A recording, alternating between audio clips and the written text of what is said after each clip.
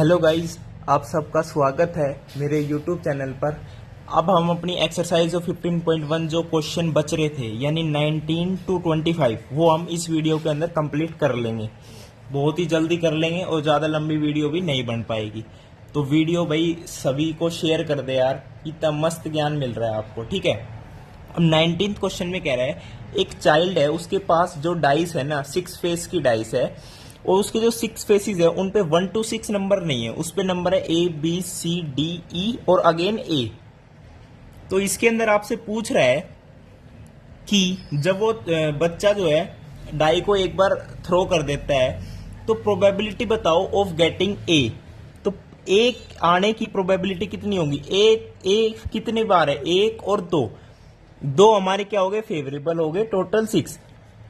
तो 1/3 इसकी क्या आ जाएगी? प्रोबेबिलिटी आ जाएगी। अब सेकेंड टाइम वो जब थ्रो करता है वो कह रहा है कि प्रोबेबिलिटी बताओ कि D आएगा। तो D तो एक ही बार है, तो 1/6। ठीक है भाई। अब 20 क्वेश्चन देखिए। 20 क्वेश्चन के अंदर क्या है, एक आपका रेक्टेंगुलर रीजन गिवन है, रेक्टेंगुलर रीजन गिवन है और उसके अंदर एक सर्कुलर रीजन भी गिवन है। ये 2 मीटर है, ये 3 मीटर है और जो ये सर्कल है ना इसका जो डायमीटर गिवन है, इसका डायमीटर गिवन है 1 मीटर। अच्छा जी, तो एक डाइस को जो है वो रैंडमली इस रेक्टेंगुलर रीजन के अंदर ड्रॉप किया जाता है। तो वो सर्कल के अंदर भी गिर सकता है, सर्कल के बाहर भी गिर सकता है। तो उसके अंदर आपसे पूछ रहा है कि प्रोबेबिलिटी बताओ कि it will land inside the circle जिसका डायमीटर 1 मीटर है। तो फेवरेबल हमारे लिए सर्कल हो गया जिसके अंदर वो डाइस गिरेगा। अब डाइस की इसके अंदर गिरेगा तो इसका जो एरिया है सर्कुलर रीजन का, ये हमारे लिए क्या हो गया? फेवरेबल हो गया। तो प्रोबेबिलिटी जो इवेंट की जो वो पूछ रहा है ना, इवेंट आपको पता ही चल गया कि डाइस जो है इस सर्कुलर रीजन के अंदर गिरना चाहिए। तो उसकी प्रोबेबिलिटी क्या होगी? पहले तो circular area πr², diameter 1 metre है तो रेडियस होगी 1/2, तो 1/2 का स्क्वायर यानी 1/4 और उसको डिवाइड करना है टोटल रेक्टेंगुलर रीजन के एरिया से, 3 2 जा 6। तो आपका क्या आंसर आ जाएगा? π/24। तो ये वो प्रोबेबिलिटी है कि जो डाइस है वो इस सर्कुलर रीजन के अंदर गिरेगा। अब 21 क्वेश्चन देखिए क्या कह रहा है। 21st question, a lot consist of 144 ball pens of which 20 are defective. भाई हमारे पास टोटल 144 बॉल पेन्स है।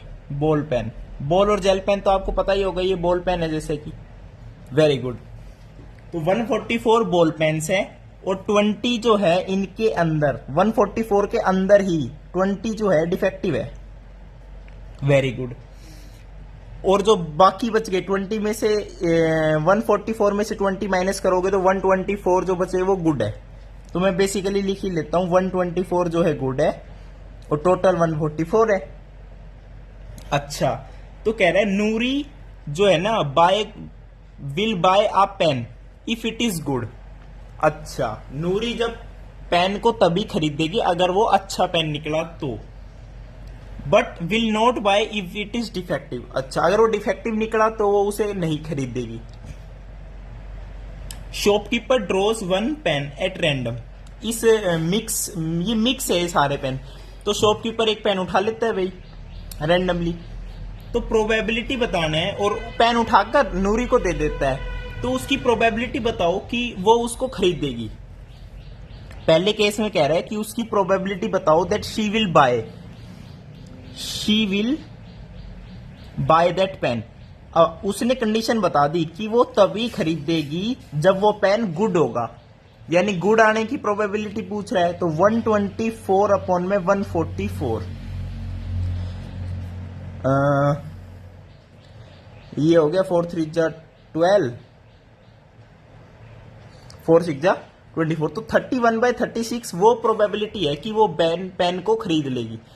अब सेकंड पार्ट में पूछ रहा है कि वो प्रोबेबिलिटी बताओ that she will not buy the pen.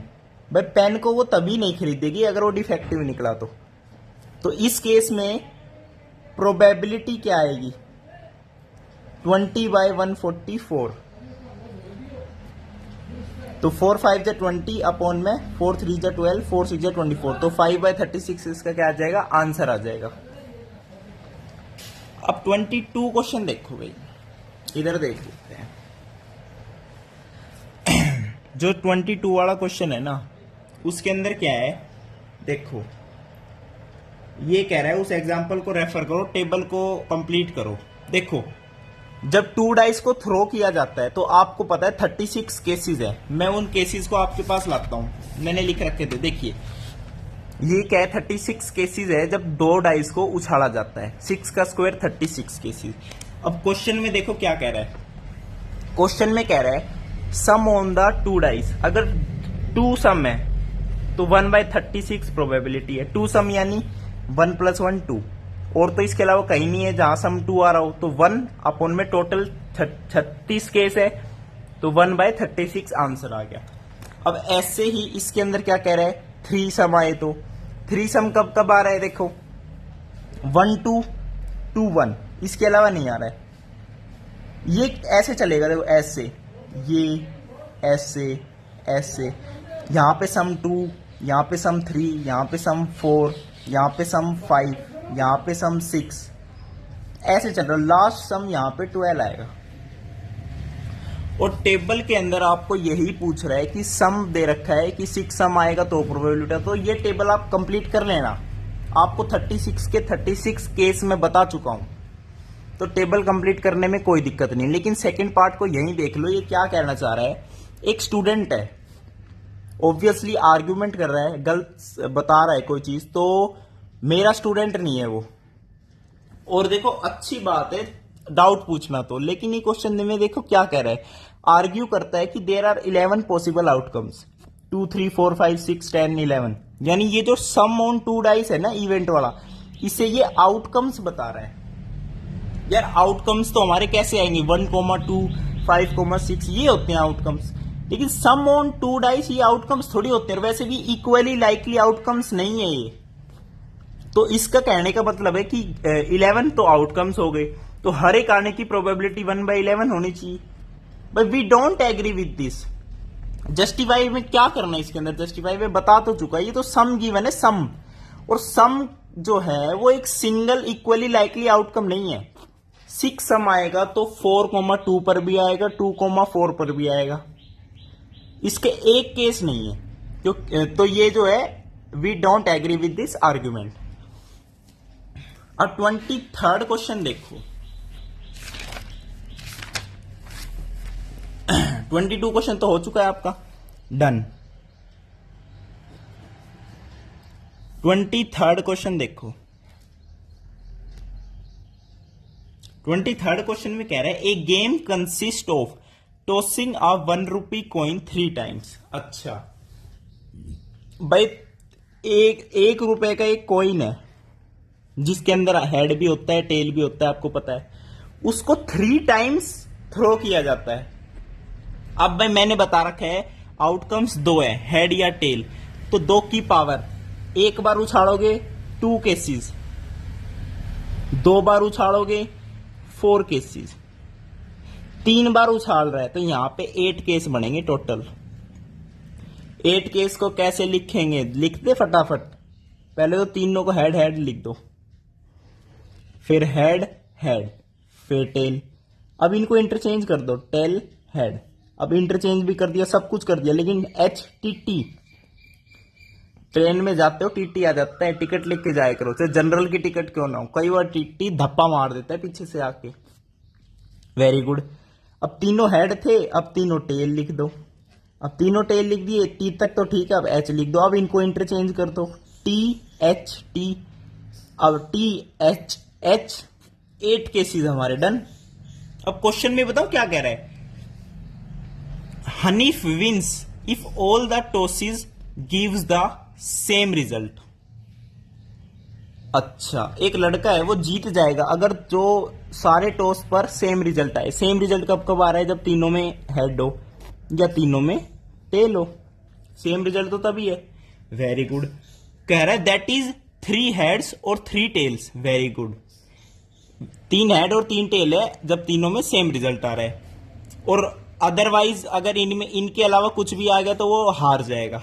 तो कह रहा है प्रोबेबिलिटी बताओ कि हनीफ जो है lose the game, probability that Hanif will lose the game, Hanif जो है गेम को हार जाएगा, इसकी प्रोबेबिलिटी बताओ। तो इसके दो तरीके हैं भाई, हारने की प्रोबेबिलिटी जब मैं लिख ही चुका हूं तो हारेगा कब, जब ये केस होगा, ये केस होगा, ये केस होगा, ये केस होगा, ये केस होगा, ये केस होगा, यानी फेवरेबल हमारे पास 6 हो गए, टोटल 8 है। 2 3 जा 6, 2 4 जा 8, 3/4 इसकी क्या आ गई, प्रोबेबिलिटी आ गई। वरना आप पहले ये निकाल लो कि जीतने की प्रोबेबिलिटी कितनी है, 2/8 1/4, तो जीतने की पता चल गई, तो हारने की कैसे निकालोगे, 1 - 1/4 विच इज ऑल्सो 3/4। अब 24 क्वेश्चन देखिए, 24th question, A dice is throne twice, एक डाइस को 2 बार उछाल दिया तो 36 केस बन गए, दोबारा खोल दूं 36 केस आपके लिए, 36 केस आ गए। क्वेश्चन का फर्स्ट पार्ट बताऊं क्या कह रहा है कि 5 will not come up either time, कि जो 5 है ना, ये 5 ये एक बार भी ना आए, तो 1 2 3 4 5 6, इस पे तो 5 आ ही रहा है, 6 हो गए केस, 7 8 9 10 11, 5 तो यहां भी आ रहा है एक एक बार, तो 11 केस ऐसे हो गए जिसमें 5 आ रहा है, लेकिन क्वेश्चन में पूछ रहा है 5 नहीं आना चाहिए, तो 36 में से 11 माइनस कर दो, 25 बचे, तो 25 आपके पास क्या हो गए, फेवरेबल केस हो गए, जहां पे 5 will not come at either times, तो 25 आपके फेवरेबल हो गए, टोटल 36 है, तो आंसर आ गया 25/36। अब सेकंड पार्ट में बताऊं क्या कह रहा है कि 5 विल कम एटलीस्ट वंस, कि 5 जो है एक बार तो आए कम से कम, एक बार कम से कम आ जाए, 2 बार भी आ सकता है, तो एक बार कब आ रहा है, यहां आ रहा है, यहां आ रहा है, यहां आ रहा है, यहां आ रहा है, यहां आ रहा है, यहां आ रहा है, 6 ये 5 ये 5 ये, वही 11 केस हो गए, तो यहां पे इस बार 11 फेवरेबल है, तो 11/36, वही बात है, ये ई है तो ये नोट ई है, समझ गए, वही सिंपल केस है। अब 25th क्वेश्चन देखो, 25th क्वेश्चन को ऐसा ही है, आर्गुमेंट वाला है, देखो, which of the following arguments are correct which are not correct, उसके रीजंस बताओ। अब देखो ये कह रहा है अगर 2 कॉइन को टॉस किया जाता है साइमल्टेनियसली तो देयर आर 3 पॉसिबल आउटकम्स, कितना गलत कह रहा है, 2 कॉइन को उछालने पर 3 आउटकम्स कभी नहीं हो सकते यार, 2 की पावर में क्या करो 3 आ जाए, ऐसा क्या हो सकता है कभी, 2 कॉइन को उछालोगे तो 4 केस बनते हैं, अब ये कह रहा है 3 बनते हैं, कौन कौन से, 2 हेड 2 टेल और 1 ऑफ ईच। अरे भाई जो 1 ऑफ ईच है, पहले में हेड आ सकता है, दूसरे में टेल आ सकता है, लेकिन पहले में टेल भी तो आ सकता है और दूसरे में हेड भी आ सकता है, तो 4 केस बनेंगे।